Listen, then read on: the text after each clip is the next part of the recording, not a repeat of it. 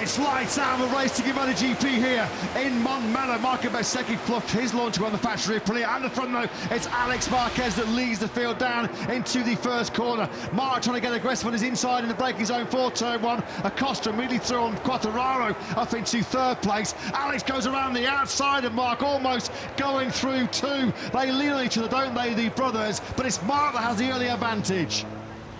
Alex goes side by side here with Marc.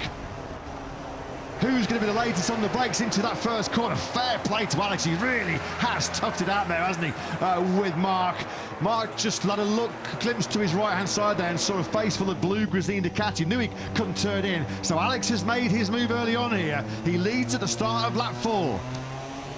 Bastianini, he needs to get past Pedro Acosta, and he's now pulling out of the stage. Of course, no power advantage. It's KTM versus KTM, and Bastianini's just going to park it on the inside of the 37. Can the 23 get it stopped just ahead of Pedro Acosta? Bastianini does, and he's now staring potentially at the first KTM podium. Could he improve on that yet? Look at this. As we said, it was a heck of a move. One hell of a move that by Bastianini. Look how hard he was grabbing the front brake on that KTM. Rear wheel was a good, half a foot in the air. That's how hard Acosta was making him work. Yeah, Gunther Steiner. That was our expression in the commentary box here, Gunther.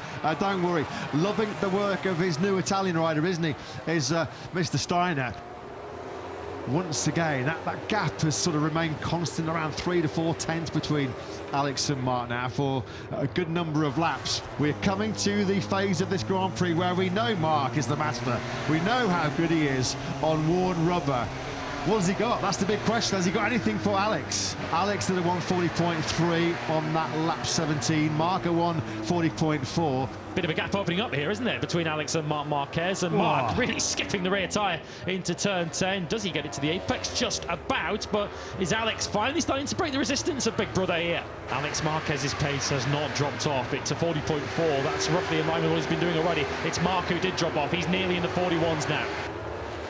Quartararo looking to attack Marini here as Agura's launching it up the inside of Pecco Bagnaia, the Moto2 world champion, attacking, of course, a two-time MotoGP world champion. And the rookie goes through into 7th place as Quartararo is kept at bay by Marini. That's for 5th and 6th. And this will be a massive boost of confidence for Agura. Over the last couple of months or so, has really beaten himself up on that track out of Aprilia.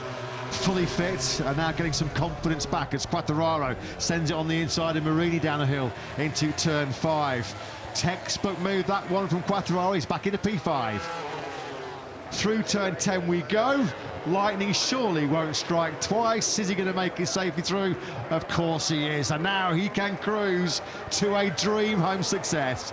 It has been a brilliant bounce back in Barcelona for Alex Marquez, who takes the victory here in the Catalonia Grand Prix. He wins by nearly 1.8 seconds ahead of brother Marc.